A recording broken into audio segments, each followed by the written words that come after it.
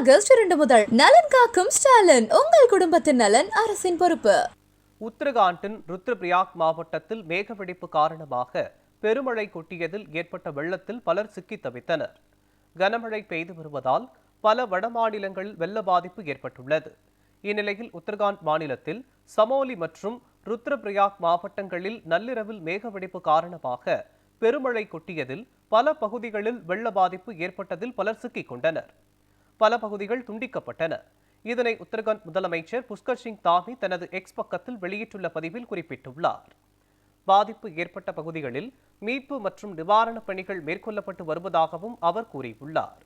கடந்த வாரமும் சமோலி மாவட்டத்தில் ஏற்பட்ட மேகவெடிப்பில் வீடுகளும் கட்டிடங்களும் அடித்து செல்லப்பட்டு பேரழிவு ஏற்பட்டது குறிப்பிடத்தக்கது.